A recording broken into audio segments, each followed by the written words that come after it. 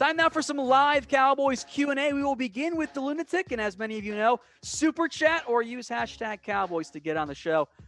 Possible trade down partners for America's team.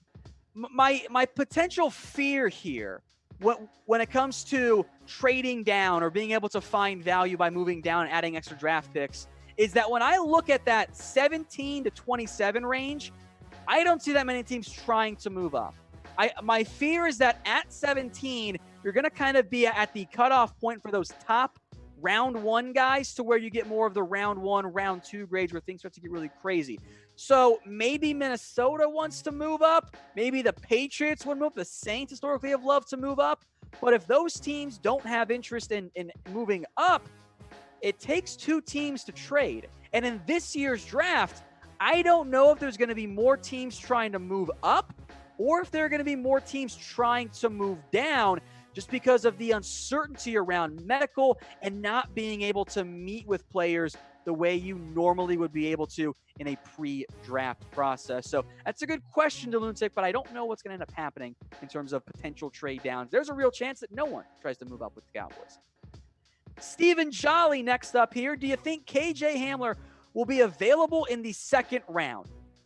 I think there's a pretty good chance that the Penn State receiver, KJ Hamler, is available at number 51 overall for the Dallas Cowboys. If he is, I would strongly consider it. Now, I do worry a little bit about having a possible Tavon Austin 2.0, but Hamler is electric, and he's a good route runner. I'd take him in round two. Bijan Manzuri back again. Thank you very much, my friend, with a super chat. If we cut Crawford, what is the dead money? If you cut Tyrone Crawford, who is set to count right now with a $9.1 million cap hit, you save $8 million of that. There's a $1.1 million dead cap hit. So we'll just call it about $1 million. We'll just round there in the end. You don't eat much dead money with Crawford. You save $8 million. The issue is right now, the defensive end market is not great. And I think the Cowboys are leaning towards keeping him right now. Maybe the draft could change that, but I think that's where they're at right now. Another super chat coming in from Andrew Espeleta. If I botched that, I'm sorry, Andrew. Do you go with Van Jefferson or Brandon Aiyuk in round one? I'm going to go with Brandon Aiyuk. I think he carries better value in round two. He's a younger prospect. I think, if not a better athlete, at least the same caliber of athlete. And he showed you more with production and after the catch. The fun nickname for him is Brandon Aiyuk because he just brings great yard after catch value. And as a potential slot guy, I think that could work out very well for the Cowboys. From Mr. Stegosaurus, what is your high bust prospect and low bust prospect in this draft? We'd love to hear your opinion. Also, good to be back watching you guys. We appreciate you watching, Mr. Stegosaurus. The lower bust prospect, as relates to maybe the Cowboys in particular, I think someone like Xavier McKinney is a fairly safe prospect. I don't think he's going to have a very, even if he's not hitting his ceiling, I think he can be a nice starter for you. In terms of high bust risk, I think maybe it's someone like a Kenneth Murray who still has quite a bit of room to grow as a processor, or a Patrick Queen if you, God forbid, want to go linebacker. Then at corner, I kind of worry about someone like Trevon Diggs because I got speed and athletic concerns. That's an issue in the NFL. Now, if you want the single best Cowboys draft coverage out there, hit that big red button and subscribe. No one will keep you more updated before the draft, during it, and after on just who the Cowboys end up picking. I went back and looked at the Tristan Hill draft video because I hate myself. Many of you owe me apologies in the comment section, just so we're clear on that one. Another super chat from Austin Froberg. Thank you, Austin. Fill safety with Gilman mid-rounds, 17, get a wide receiver. All right, so you're referring to Alohi Gilman, the safety out of Notre Dame. I don't know if that maybe fills your need long-term, but that does bring you added depth. Maybe you can develop into a low-end starter. My issue with going with Gilman is I kind of think you're back in that, Kavon Frazier, Xavier Woods, Donovan Wilson, maybe just a little bit earlier. I don't know if that fills your long-term starting, but it would be a nice depth pick, and I wouldn't hate that depending on where he actually ends up going. As for receiver at 17, I'm open to it, especially if one of Judy Lamb or Ruggs ends up being on the board. JG with a super chat says, shout out to Tom, the best at his job. What has to happen so we can finally reach a Super Bowl? I mean, come on, it's been 25 years. Well, first off, thank you, JG. Second off, you need your quarterback to continue to grow. You need good quarterback play in most cases to make it to the Super Bowl. And I think most importantly right now, look, that defense has to bounce back in a significant way. Your special teams was among the worst in the NFL last year. That has to change. And your defense has to go from below average to above average. That's going to be a pretty tall task given the losses on that side of the ball this offseason. All right, Gold Fox, another super chat. Got a lot of those today. Wow. Draft Fulton, then trade up for Delpit in the second. I like Kristian Fulton quite a bit, and I think I might have convinced many of you guys to believe and buy into Fulton alongside me. I'm not sure what the Cowboys feel about Fulton. I think there is a possibility, and man, I would love it if they actually pulled this off. You might be able to trade down, get Fulton, and then move back up to get Delpit in round 2 if that's the route you want to go. One note, I think the Browns at 41, if Delpit slides, is probably the team you have to try to move ahead if you're the Dallas Cowboys to get your safety. But if you trade down, still get Fulton, move back up to get Delpit, that's a pretty nice haul for the Dallas Cowboys. So speaking of the draft, what is the Cowboys' ideal first-round pick? Now, you don't have to go super realistic. I would certainly appreciate if that's what you guys ended up going. But what is the ideal round 1 pick for the Cowboys? Let me know what you guys think in the comment section. I see some Fultons coming in. I've seen quite a few Henderson there. Jeffrey Okudah, I think, would be the perfect dream scenario. But as we've said before, that one's not very likely. But let me know what you guys think in the comments section. Alexander Forte, another super chat, says, happy birthday to your wife. Thank you, Alex. I'll be sure to let her know if she can't already hear me across the room. Hypothetical and never going to happen. But if Kinlaw, Chaisson, and Henderson are on the board, who's the pick?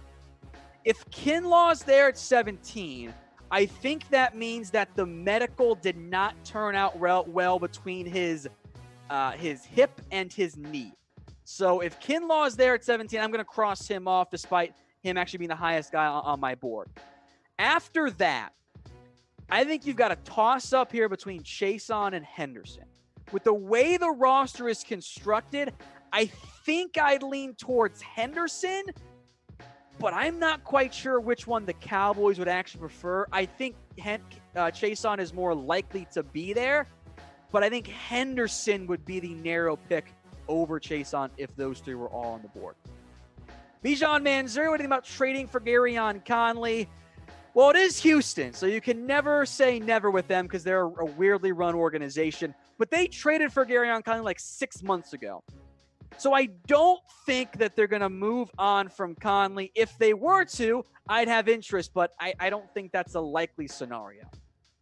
From Kawhi Leonard, do you think we can get Jalen Reagor in the second round? I'd say there is a chance of it, but I don't think Reagor falls out of the top 50. I think he's too good an athlete with better production when his quarterback play wasn't horrible and good upside to, even in a great receiver class, to slide all the way down to number 51. I think teams like, heck, the Jets, the Broncos, the Bucks, the Colts, maybe the Bears, the Jags, and I've only named like 10 picks and 10 picks before the Cowboys. I just don't think that is a likely outcome for the Dallas Cowboys. Now, speaking of the draft, the NFL draft hats this year are actually good. They don't suck. They went back to a more simplistic style. I think it paid off wonders for them. Now, they're black this year. I actually kind of dig that. More of the simple America's team on the side. All different types of styles. You can get the snapbacks. You can get the custom or the fitted. Or all kinds of options, or the adjustable or the fitted. All kinds of options. They are all available at chatsports.com/Cowboys Draft Hat. That is chatsports.com/Cowboys Draft Hat. I'll put the link in the comments and the description, by the way. All right, Jordan Thomas. How far? A couple questions here, so we'll do one at a time. How far do you see Willie Gay sliding due to off-field issues, and is he worth a boom or bust late round pick? We'll start with that one, then we'll get to Josh Uche. I think Willie Gay will sneak into the back end of day 2 or the early part of day 3. There are some significant just attitude, character stuff you got to work out with Willie Gay if you're going to take him. If he's there on day 3, I would consider, because I think there's some great talent there, but you're banking on upside. He's a project. Late round pick, yes. I don't know if he's going to wait till late round pick. As for Josh Uche, I'm pretty sure you mean Zack Baun, who had a diluted sample at the NFL Combine.